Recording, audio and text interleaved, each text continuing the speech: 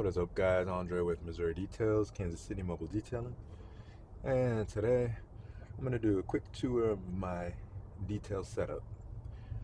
It's in the back of a 2011 Yukon, um, fully self-sustaining to an extent.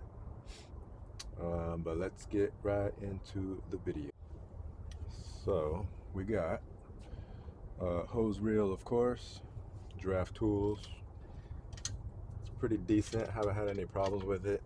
It is a bit flimsy, and once in a while it kind of gets hung up on itself. But for the most part, it's very convenient. Better than rolling up your own hose. We got some microfiber towels up here. It's kind of, I do use these, but it's kind of more just for display. Yeah, it's kind of in the way in some respects. This whole setup is a little bit different than what I would probably do now if I were to redo it, but it works. I got a vacuum adapter nozzle up here. I got some more in here.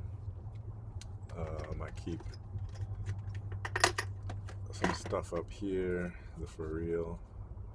Always good to have the for real. I have some loyalty cards up here. I have some gloves here. I can put my foam cannon in here. And then of course,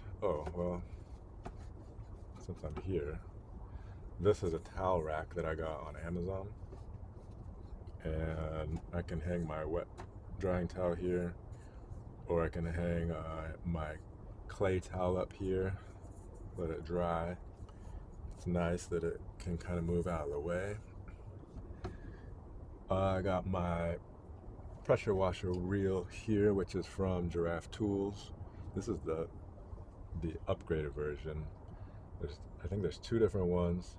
There's a cheaper one, and that cheaper one, I've seen a lot of complaints about the hose bursting on it.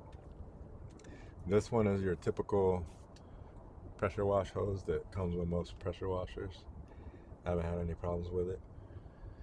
Forgive the dirt. I forgot to wipe it down the last time I reeled it in. And then I keep my vacuum hose on this side over here. It's kind of sitting a little loose right now. Typically it's fine there. I got chemicals back in there. Tire dressing brush back there. Tire dressing applicators. What else we got? Just some miscellaneous tools. I got some air blasters, business cards, a Vivor 45-foot electrical reel. I have a battery bank from Pecron, the E3600, which overall so far I've really enjoyed it. Not dealing with a generator. Let's see, this one, you could get through at least one full detail with this one. I guess it all depends on what you're running off of it. If I'm doing a full detail, running the Active 2.0 pressure washer and running my air compressor on there, it's definitely going to go through the whole battery, most likely on most full details, I would say. So my goal is to add a battery to it, or I do have another one I can put in the back if I need extra power for the day. And I always could plug into a customer's house if I need to. One of the main reasons why I have this is because of my air compressor, which is the Husky 10-gallon, 175 psi, 4.5 CFM. And this compressor is pretty good. I haven't had any issues with it. The only thing is you cannot run it on an extension cord.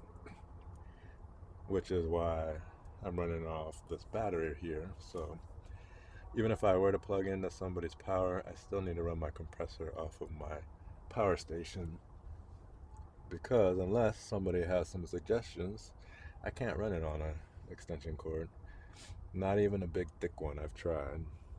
Maybe if you got, I don't know, a really thick cord, maybe that's what I have to do. Actually, I feel like I had seen somebody do that before. Maybe that's something to look into. But moving on, more chemicals on the back here. I do not like having the chemicals on the sides like this. It makes it hard to see what's in there, how much is left, what I'm looking for. It definitely slows things down a bit, so eventually I want to change that. I got brushes here. These brushes are not great brushes. I'm going to replace those. And these ones back here, I'll probably move these to the front here eventually, but these brushes I've had for many, many years. They're great brushes. Boar's hair. This one is the Atlasta brush. I haven't seen very many people use this brush, but this has been one of my favorite brushes. This is an old one that I use more on the outside, on the tires or wheels.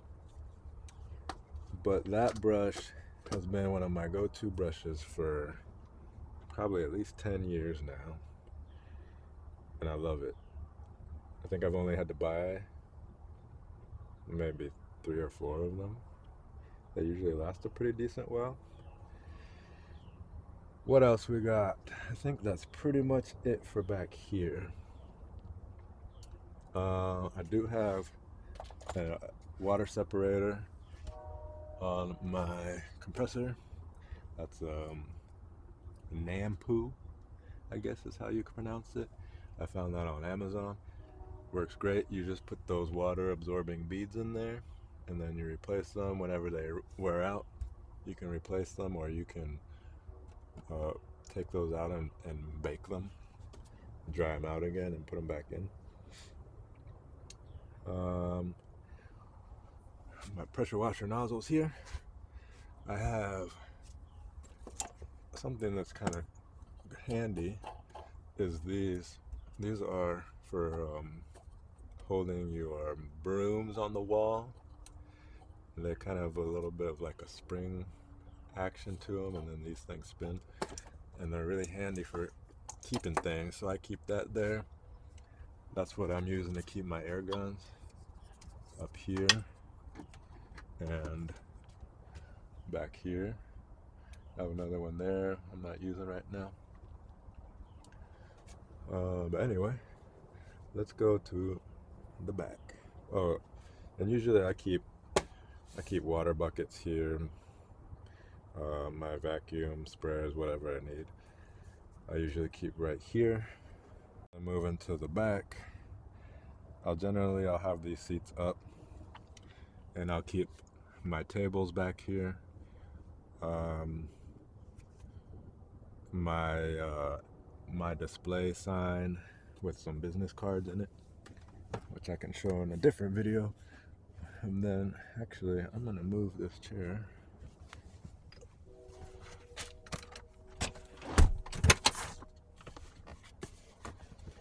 Okay, so back here there's some things I would change about this whole setup if I could redo it. There's a lot of wasted space right here over my compressor. Again, there's my chemicals, which again is hard to get. It's hard to see. The reason why I did that is because I wanted to be able to access these back seats if I needed to, because I do have a family and I want to be able to use this car if I needed to for whatever reason.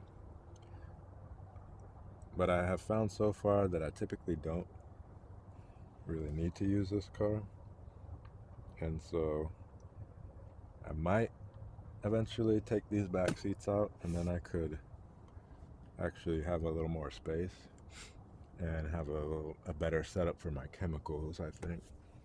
Anyway, this I keep up here on top of this shelf.